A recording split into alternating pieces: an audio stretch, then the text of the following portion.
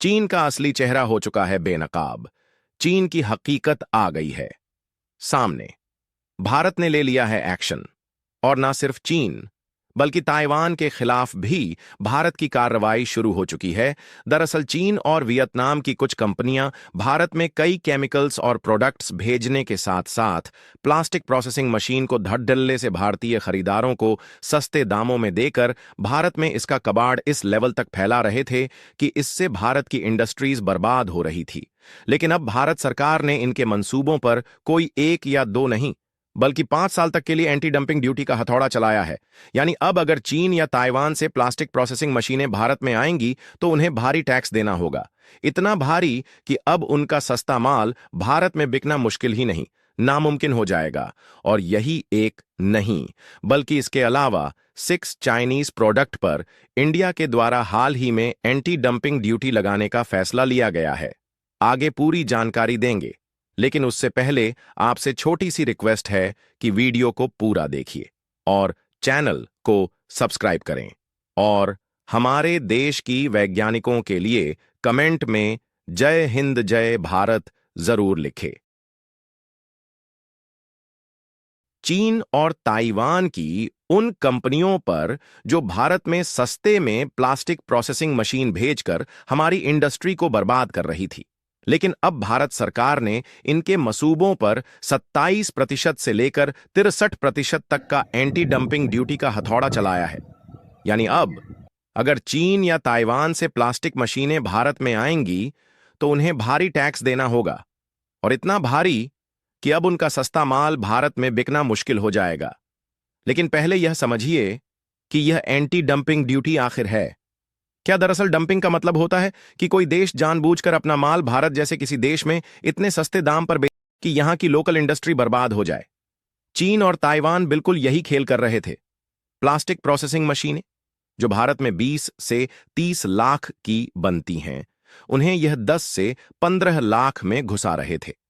इसका सीधा असर भारत के MSME sector, local machine manufacturing और स्टार्टअप इंडस्ट्री पर पड़ रहा था।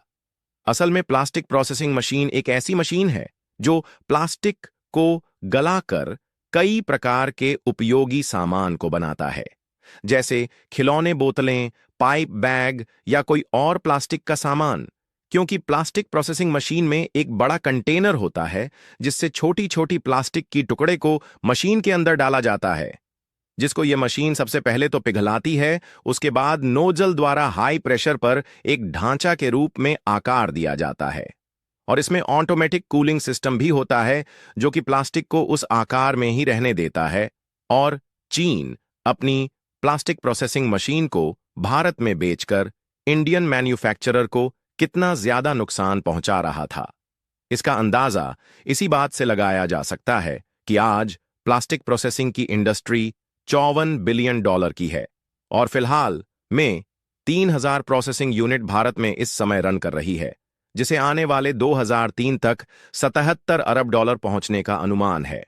फिलहाल जब मिनिस्ट्री ऑफ कॉमर्स के अंतर्गत डीजीटीआर यानी directorate general of trade remedies को इस बात की आशंका हुई कि चीन इसमें कुछ ना कुछ खास कर रहा है, तो ऐसी में इन्होंने इन मामलों की पूरी जांच की और पाया कि चीन और ताइवान से आने वाले प्लास्टिक प्रोसेसिंग मशीनों की कीमतें मैन्युफैक्चरिंग कॉस्ट से भी कम थी। इससे भारत के लोकल मैन्युफैक्चरर को नुकसान हो रहा था, और अगर इसे रोका नहीं गया तो भारत में इस सेक्टर का विनाश तय है। इसी बेसिस पर सरकार ने एक्शन लिया और चीन ताइवान की मशीनों पर 27% से 63% तक का एंटी डंपिंग ड्यूटी ठोक दिया गया। सोचने वाली बात यह है कि आखिर यह कौन सी मशीनें हैं जिन पर यह ड्यूटी लगाई गई। तो आपको बता दें कि इसमें 3 मशीनों को शामिल किया गया है, जिसमें पहला है चीन और ताइवान से आने वाली प्लास्टिक इंजेक्शन मोल्डिंग मशीनें, जिस पर 27 से 63% तक इंपोर्ट ड्यूटी लगाई गई है। साथ ही चीन की एक्सट्रूजन मशीनें, जिस पर 40% से अधिक इंपोर्ट ड्यूटी लगाई गई है।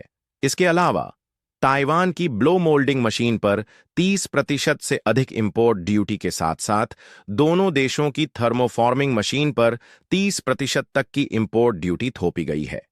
यानी अब अगर कोई चीनी कंपनी भारत में 10 लाख की मशीन भेजेगी तो उसे 3 से 6 लाख एक्स्ट्रा टैक्स के रूप में देना होगा। यह कदम सिर्फ एक टैक्स लगाने की नीति नहीं है, बल्कि यह उस आर्थिक युद्ध का हिस्सा है जिस मिशन पर भारत मैदान पर उतर चुका है। और भारत को ऐसा करना ही चाहिए, क्योंकि आज के समय देखा जाए तो अमेरिका के बाद भारत के साथ व्यापार करने वाले देशों में चीन दूसरे नंबर पर आता है। क्योंकि जहां अमेरिका के साथ भारत का बटरल ट्रेड $131 बिलियन है, वहीं चीन के साथ भारत का बटरल ट्रेड $127 बिलियन है।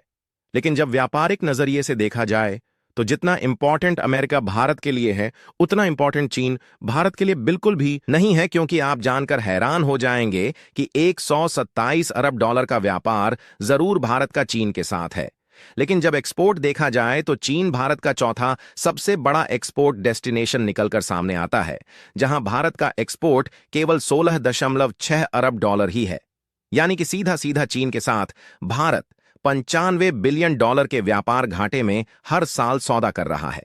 और जिस देश के साथ भारत का इतना बड़ा व्यापार घाटा हो, अगर भारत उस देश पर एंटी डंपिंग ड्यूटी इंपोज करें तो यह कोई गलत काम नहीं है, बल्कि एक सोची समझी गई रणनीति मानी जाएगी, जो कि भारत अपनी इंडस्ट्री को बचाने के लिए उठा रहा है।